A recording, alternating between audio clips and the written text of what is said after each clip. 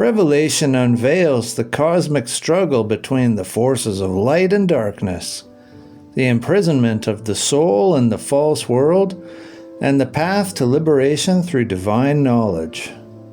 Gnosis. The beasts, the thrones, the celestial battles, all are symbols pointing to a greater truth, the awakening of the divine spark within. The fall of Babylon is not just an earthly event, but the collapse of illusion. The New Jerusalem is not merely a city, but the return to divine fullness, the pleroma, where the true self is reunited with the eternal source. This is not a book of fear, but of transformation. It is a call to transcend the limitations of the physical realm, to overcome the demiurge's deception, and to reclaim the light within. A Gnostic analysis of the book of Revelations, chapter 12 and 13. Revelation 12, the woman, the dragon, and the cosmic battle. 1. The woman clothed with the sun. In Gnostic thought, the woman could symbolize Sophia, or wisdom, a central figure in Gnostic cosmology. Sophia represents the divine feminine and the emanation of the true transcendent God. Her travail and suffering reflect the Gnostic theme of the fall of Sophia into the material world and her subsequent redemption. The child she gives birth to may represent the Christ, the divine Logos, or the enlightened spark of Gnosis that descends into the material realm to liberate humanity from ignorance. 2. The red dragon. The dragon is often associated with the demiurge or the archons, the rulers of the material world in Gnosticism. The dragon's attempt to devour the child symbolizes the oppressive forces of the material cosmos trying to suppress the divine light or gnosis. This behavior also links to the Saturn cult, as Saturn is associated with the sacrifice and consumption of children. Yaldabaoth, or the chief archon, could thus be associated with Saturn. The dragon's expulsion from heaven, verses 7 to 9, can be seen as the fall of the demiurge and his archons, who are cast down into the material realm, reinforcing the Gnostic idea that the material world is a lower flawed creation. 3. The war in heaven. The battle between Michael and the dragon reflects the Gnostic struggles between the forces of light, or the divine realm, and darkness, the material world. On the one hand, Michael represents the divine order, while on the other, the dragon embodies the chaos and ignorance of the demiurge. 4. The earth as a place of refuge. The woman fleeing into the wilderness, in verses 6 and 14, may symbolize the soul's journey through the material world, seeking refuge from the oppressive forces of the demiurge. The wilderness represents the Gnostic idea of the soul's alienation in the material realm, awaiting liberation through gnosis and the soul's return to the source in the fullness of the pleroma. Revelation 13. The beast from the sea and the beast from the earth. 1. The beast from the sea. The sea often symbolizes chaos and the material world in Gnostic thought. Following this theme, then, the beast rising from the sea could represent the demiurge or the archons, who rule over the material cosmos and seek to enslave humanity through ignorance and deception. The beast's blasphemous names, verse 1, and its authority from the dragon, verse 2, reinforce its identification with the demiurge, who claims to be the true God but is actually a false ruler. 2. The beast from the earth.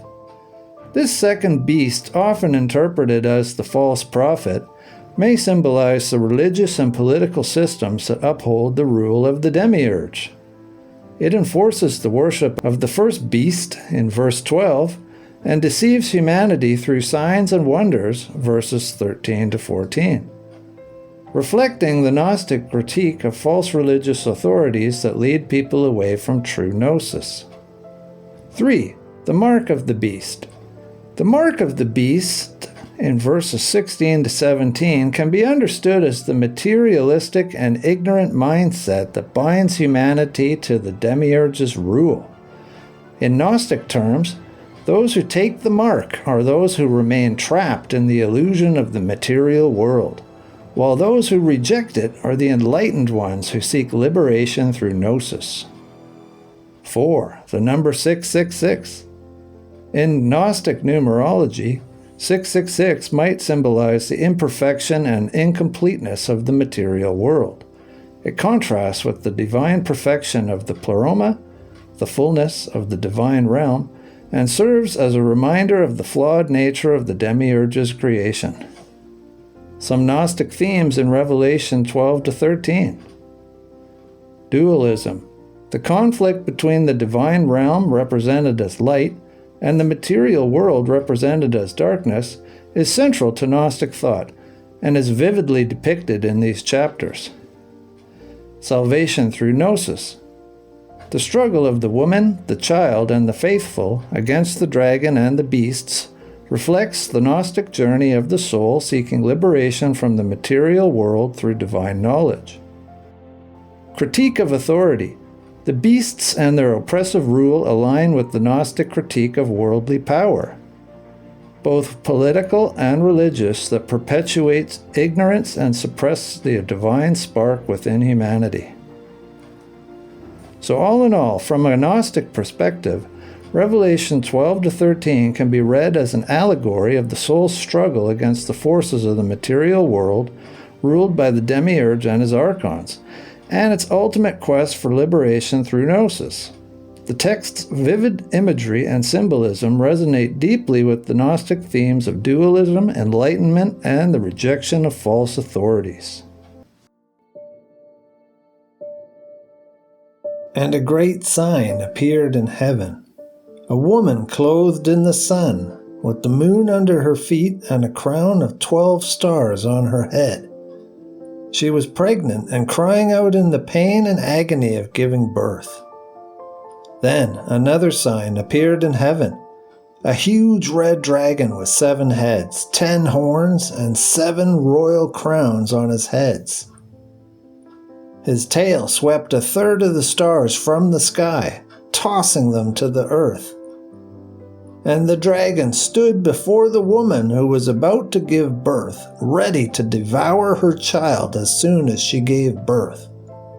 And she gave birth to a son, a male child, who will rule all the nations with an iron scepter. And her child was caught up to God and to his throne. And the woman fled into the wilderness, where God had prepared a place for her to be nourished for 1260 days. Then a war broke out in heaven. Michael and his angels fought against the dragon, and the dragon and his angels fought back. But the dragon was not strong enough, and no longer was any place found in heaven for him and his angels. And the great dragon was hurled down, that ancient serpent called the devil and Satan, the deceiver of the whole world. He was hurled to the earth and his angels with him. And I heard a loud voice in heaven saying, "Now have come the salvation and the power and the kingdom of our God, and the authority of his Christ. For the accuser of our brothers has been thrown down, he who accuses them day and night before our God. They have conquered him by the blood of the Lamb, and by the word of their testimony. And they did not love their lives so as to shy away from death. Therefore rejoice, O heavens, and you who dwell in them. But woe to the earth and the sea! With great fury the devil has come down to you, knowing he has only a short time." And when the dragon saw that he had been thrown to the earth, he pursued the woman who had given birth to the male child. But the woman was given 2 wings of a great eagle to fly from the presence of the serpent to her place in the wilderness, where she was nourished for a time, and times, and half a time. Then from the mouth of the serpent spewed water like a river to overtake the woman and sweep her away in the torrent. But the earth helped the woman and opened its mouth to swallow up the river that had poured from the dragon's mouth. And the dragon was enraged at the woman and went to make war with the rest of her children, who keep the commandments of God and hold to the testimony of Jesus. And the dragon stood on the shore of the sea. Then I saw a beast with 10 horns and 7 heads rising out of the sea. There were 10 royal crowns on its horns and blasphemous names on its heads. The beast I saw was like a leopard, with the feet of a bear and the mouth of a lion. And the dragon gave the beast his power and his throne and great authority. One of the heads of the beast appeared to be mortally wounded, but the mortal wound was healed, and the whole world marveled and followed the beast. They worshipped the dragon who had given authority to the beast, and they worshipped the beast, saying, "Who is like the beast, and who can wage war against it?" The beast was given a mouth to speak arrogant and blasphemous words, and authority to act for 42 months. And the beast opened its mouth to speak blasphemies against God and to slander his name and his tabernacle, those who dwell in heaven. Then the beast was permitted to wage war against the saints and to conquer them, and it was given authority over every tribe and people and tongue and nation. And all who dwell on the earth will worship the beast, all whose names have not been written from the foundation of the world in the book of life belonging to the Lamb who was slain. He who has an ear, let him hear. If anyone is destined for captivity, into captivity he will go. If anyone is to die by the sword he must be killed. Here is a call for the perseverance and faith of the saints. Then I saw another beast rising out of the earth. This beast had 2 horns like a lamb, but spoke like a dragon. And this beast exercised all the authority of the first beast and caused the earth and those who dwell in it to worship the first beast, whose mortal wound had been healed. And the second beast performed great signs to cause even fire from heaven to come down to earth in the presence of the people. Because of the signs it was given to perform on behalf of the first beast, it deceived those who dwell on the earth, telling them to make an image to the beast that had been wounded by the sword and yet had lived. The second beast was permitted to give breath to the image of the first beast, so that the image could speak and cause all who refused to worship it be killed. And the second beast required all people, small and great, rich and poor, free and slave, to receive a mark on their right hand or on their forehead, so that no one could buy or sell unless he had the mark, the name of the beast or the number of its name. Here is a call for wisdom. Let the one who has insight calculate the number of the beast, for it is the number of a man, and that number is 666.